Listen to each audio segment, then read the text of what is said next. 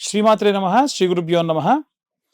మే 15 నుండి 31 వరకు ద్వాదశ రాశుల వారికి కూడా గోచార రీత్యా విద్యార్థులకు, గృహిణులకు, వ్యాపారస్తులకు, రైతులకు, రాజకీయ నాయకులకు, వృద్ధాప్యంలో ఉన్న వారికి విడివిడిగా ఎలా ఉండబోతుంది, ఏ గ్రహ సంచారం వల్ల వీరికి ఇబ్బంది కలుగుతుంది అనేటువంటి విషయాల్ని ఇప్పుడు మనం తెలుసుకుందాం.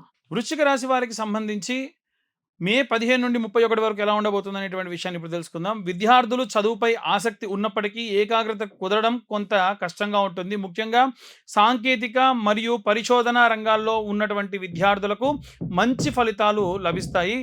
రేపు ఎగ్జామ్ పెట్టుకొని ఈరోజు అనవసరంగా ఫోన్లు చూడడం లాంటివి చేస్తే, స్నేహితులతో కబుర్లు చెప్పడం వల్ల సమయం వృధా అవుతుంది. కాబట్టి వచ్చేటువంటి అవకాశాన్ని అందిపుచ్చుకోండి. ప్రతిరోజు ఉదయం దక్షిణామూర్తి స్తోత్రం పఠించండి, ఏకాగ్రత పెరుగుతుంది. అలాగే ఉద్యోగస్తులకు సంబంధించి ఉద్యోగంలో స్థానచలనం లేదా బాధ్యతల్లో మార్పులు వచ్చే సూచనలు ఉంటాయి. కష్టానికి తగిన గుర్తింపు లభిస్తుంది. పనిలో ఒత్తిడి, మానసిక ఆందోళన ఖచ్చితంగా అలాగే ఉంటుంది, పెరుగుతుంది.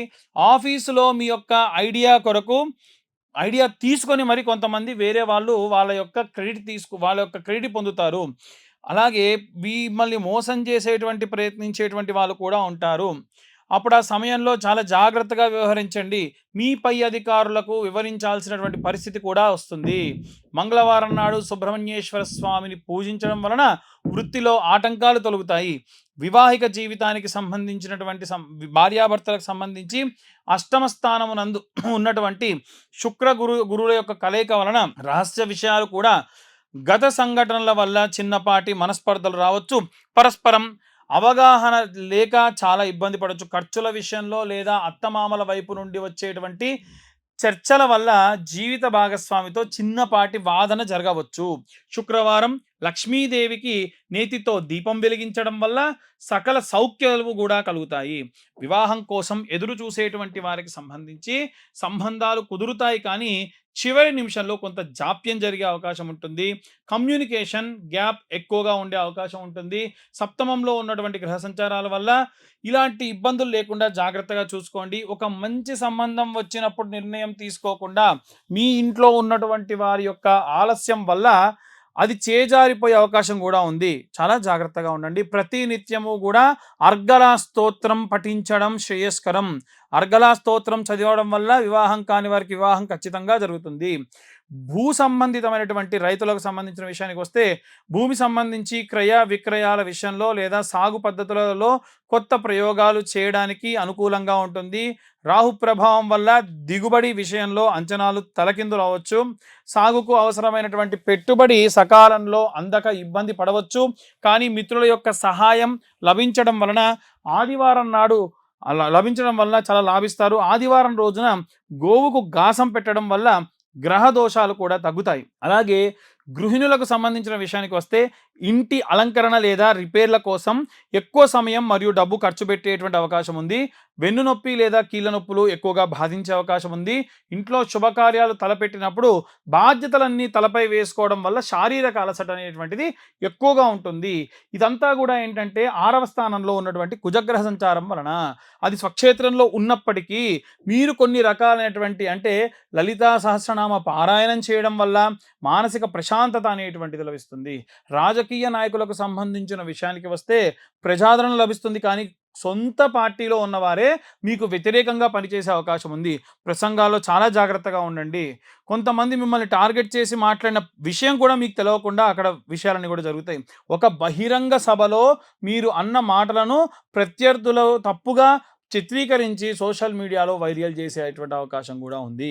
హనుమాన్ చాలీసా చదవడం వల్ల శత్రుబాధలు తొలుగుతాయి, లేదా హనుమత్ భడవారణ స్తోత్రం చదవడం వల్ల కూడా శత్రుబాధలు తగ్గుతాయి. మాస్ మీడియా రంగం ఏ క్రియేటివిటీ ప్రశంసలు దక్కుతాయి. ఏదో ఒక క్రియేటివ్ విషయంలో విదేశీ అవకాశాలు లేదా పెద్ద ప్రాజెక్టుల యొక్క చర్చలకు వచ్చే సమయం అని అనుకోవచ్చు. మీరు రాసుకున్నటువంటి స్క్రిప్ట్ లేదా చేసేటువంటి పని లేదా మీ సొంతంగా చేసేటువంటి పనికి సంబంధించి హఠాత్తుగా ఒక పెద్ద సంస్థ నుండి పిలుపు వచ్చే అవకాశం ఉంది. కనకదార స్తోత్రం పఠించడం మంచిది, దానివల్ల ధనప్రాప్తి కలుగుతుంది. వృద్ధులకు సంబంధించిన విషయానికి వస్తే ఆధ్యాత్మిక యాత్రలు చేసే అవకాశం ఉంది. వారసత్వపు ఆస్తుల విషయంలో చర్చలు ఫలిస్తాయి. చాలా కాలంగా పెండింగ్‌లో ఉన్నటువంటి ఆస్తి పత్రాలు ఇప్పుడు క్లియర్ అయ్యి మీకు అనుకూలంగా మారవచ్చు. విష్ణు సహస్రనామ పారాయణం వినడం లేదా శివారాధన చేయడం శుభప్రదం. ఈ యొక్క రాశి వారికి సంబంధించి ప్రతికూల పరిస్థితులన్నీ కూడా తొలగాలి అనంటే ఎలాంటి రెమెడీస్ తీసుకోవాలి, ఎలాంటి మంత్రం చదవాలనే విషయాన్ని ఇప్పుడు మనం తెలుసుకుందాం. ఇప్పటి వరకు ఈ రాశి వారికి సంబంధించి ఉన్నటువంటి ప్రతికూల పరిస్థితులు, అనుకూల పరిస్థితులు చెప్పుకున్నాం. మరి ఏ రెమెడీస్ చేయాలి, విద్యార్థులు ఏం చేయాలి, గృహిణులు ఏం చేయాలి, ఇలా మనం ఒక్కొక్కల గురించి మాట్లాడదాం. విద్యార్థులు ముఖ్యంగా చేయాల్సిన పని ఏంటంటే రోజు బ్రహ్మీ ముహూర్తంలో లేండి. వీలైతే మీద దక్షిణామూర్తి స్తోత్రం ఒకరోజు, గణపతి స్తోత్రం ఒకరోజు, లేదా వీలైతే హయగ్రీవుడి యొక్క స్తోత్రం ఇలా 11 సార్లు చదవండి.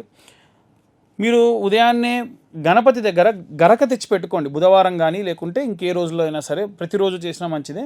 గరక తెచ్చి దానికి కట్టలా కట్టి 11 కట్టలు కట్టి లేదా 21 కట్టలు కట్టి ద్వాదశ నామ స్తోత్రం లేదా ఏకాదశ నామ స్తోత్రం ఏదైతే ఉంటుందో ఆ నామాలన్నీ కూడా చెబుతూ స్వామివారి పాదాల దగ్గర పెట్టండి, ఫోటో దగ్గర పెట్టండి. సంకష్టి హోమాలు జరిగినప్పుడు అమ్మగారికో నాన్నగారికో తీసుకెళ్ళి హోమంలో లేకుంటే పూర్ణాహుతిలో వేయమనండి, చాలా మంచిది. ఒకటి. రెండోది, ఉద్యోగస్తులు ఎవరైతే ఉన్నారో ఉద్యోగస్తులు వీలైతే శనగల దండని దత్తాత్రేయ స్వామి దేవాలయంలో కానీ దక్షిణామూర్తి దేవాలయాల్లో ఆయన మెడలో వేయించండి. అది కూడా గురువారం నాడు మంచి గురుబలం పెరుగుతుంది. ఉద్యోగస్తులకు కావాల్సింది అదే. వివాహం కోసం ఎదురు చూస్తున్న వాళ్ళు కూడా ఇదే చేయాలి. వీలైతే మీ అమ్మా నాన్నతో చేయించండి. వివాహం కోసం ఎదురు చూస్తున్న వాళ్ళు గురువారం రోజు ఉదయం 7:20 నానబెట్టిన శనగలతో కూర్చున్నటువంటి శనగల దండని. అలాగే గురుగ్రహానికి సంబంధించి జపం కూడా చేయించుకోండి. ఈ యొక్క ఉద్యోగస్తులు అలాగే వివాహం కోసం చూస్తున్న వాళ్ళు, డైవర్స్ అయ్యి మళ్ళీ కలవాలనుకునే వాళ్ళు కూడా ఈ యొక్క రెమెడీ పాటించవచ్చు. అలాగే ఎవరైతే గృహిణులు ఉంటారో వారు నిత్యము కూడా శ్రీమాత్రే నమః అన్న పారాయణం చేయడము, గడపకు పసుపు పెట్టడం, రోజు స్నానం చేయకుండా ముందు స్లేపం చేయకండి. మీరు స్నానం చేసిన తర్వాతకే ఊడవడం కూడా చేయాలి.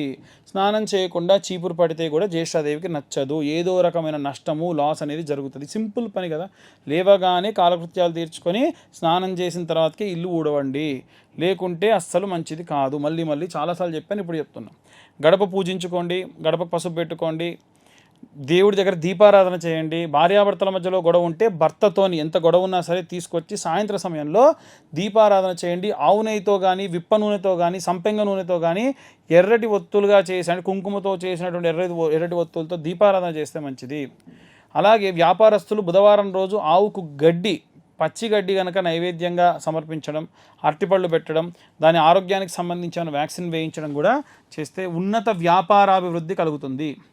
ఇవే కాకుండా ఇక ఎవరైనా సరే వివాహం కోసం చూస్తున్నటువంటి వాళ్ళు ఉంటే గనక కన్యాపాష్పతం, వరపాష్పతం లాంటి హోమాలు చేయడం జరుగుతుంది. కింద నా నెంబర్ ఉంటుంది, కావాలంటే నెంబర్ కాంటాక్ట్ చేయొచ్చు. ప్రతి నెల 2వ అలాగే ఆఖరి మంగళవారంలో ఈ యొక్క కన్యావర పాష్పత హోమాలు చేస్తున్నాం. వివాహం కాని వారి కోసం ఈ యొక్క రుక్మిణి కళ్యాణం కానివ్వండి, కన్యావర పాశుపతాలు కానివ్వండి చేయించుకుంటే చాలా మంచిది. అవన్నీ కూడా మా ఆధ్వర్యంలో జరుగుతూ ఉంటాయి. ఇవే కాకుండా అవుట్ ఆఫ్ కంట్రీ వెళ్ళాలనుకునే వాళ్ళు కానీ, పొలిటీషియన్స్ కానీ ఆదిత్య హృదయం లేదా అరుణ పారాయణం చేయించడం చాలా మంచిది. రాజశ్యామల అమ్మవారికి సంబంధించినటువంటి యాగం చేయడం కూడా మంచిది. ఈ రాజశ్యామల అమ్మవారి యొక్క హోమానికి సంబంధించి పీతవర్ణం, గ్రీన్ కలర్ పంచ కట్టుకొని ఈ హోమాన్ని చేయించాలి. ఇవి కూడా ప్రతీ నెల, అంటే ఒక్క రాజకీయ నాయకులకే కాకుండా ఫారిన్ కంట్రీకి వెళ్ళాలనుకున్న వాళ్ళకి, అధికరణ సిద్ధి రావాలనుకున్న వాళ్ళకి, ప్రమోషన్స్ రావాలనుకున్న వాళ్ళు కూడా ఈ హోమాలలో పాల్గొనవచ్చు. ఇవి కూడా ప్రతీ నెల కూడా ఇవి కండక్ట్ చేసేటువంటి ఆలోచనలో ఉన్నాము. ఇలా మనకు ఉన్నటువంటి ఎన్నో రకాలైనటువంటి దోషభూయిష్టమైన పనులన్నీ కూడా మనం ఈ రెమెడీస్ ద్వారా తొలగించుకోవచ్చు. రైతులకు సంబంధించి, పొలాలకు సంబంధించి ఇబ్బంది పడుతున్న వాళ్ళు చాలామంది ఉన్నారు. సుబ్రహ్మణ్యేశ్వర స్వామికి కానీ ఆంజనేయ స్వామికి కానీ అభిషేకం చేయించండి. ఆంజనేయ స్వామికి అభిషేకం చేసిన జలాన్ని కొంత తీసుకొని బాటిల్లో పెట్టుకోండి. సుబ్రహ్మణ్యేశ్వర స్వామి అంటే జంటనాగులు, రావి చెట్టు, వేప చెట్టు కింద జంటనాగులు ప్రతిష్ఠించుంటారు కదా, అక్కడ మీరు అభిషేకం చేసి ఆ పాలు నీళ్లు పడ్డ మట్టి ఉంటుంది కదా, ఆ మట్టి తీసుకొని ఆంజనేయ స్వామికి అభిషేకం చేసిన నీళ్లు ఈ మట్టి మీ పొలంలో చల్లుకోండి. నైరుతి మూలలో నిమ్మకాయ కోసి పెట్టండి, గుమ్మడికాయ కొట్టి పెట్టండి. బలి, కుంకుమ, పసుపులు వేయకూడదు, కేవలం కోసి అలా పెట్టాలంతే. దానివల్ల పంటకు ఏవైనా సరే చెడు, దృష్టి, దోషం అన్నీ కూడా పోతాయి.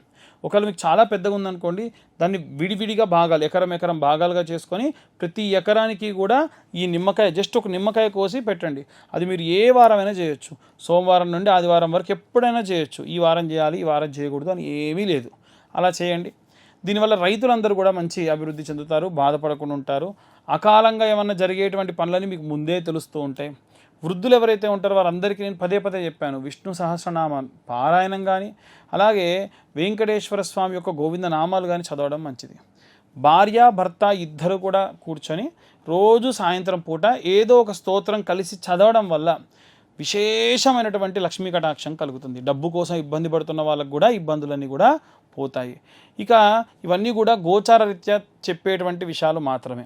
ఇన్ డీటెయిల్గా జాతకం కావాలనుకున్న వాళ్ళు మీ పేరు, మీ date of birth, time, place కింద ఉన్న నెంబర్కి వాట్సాప్ చేస్తే డీటెయిల్డ్గా 60-70 పేజీల్లో జాతకం మీకు చాలా విపులంగా ఇవ్వడం, తర్వాత డీటెయిల్గా దాని గురించి మాట్లాడడం కూడా జరుగుతుంది. సర్వే జనా సుఖినో భవంతు. స్వస్తి.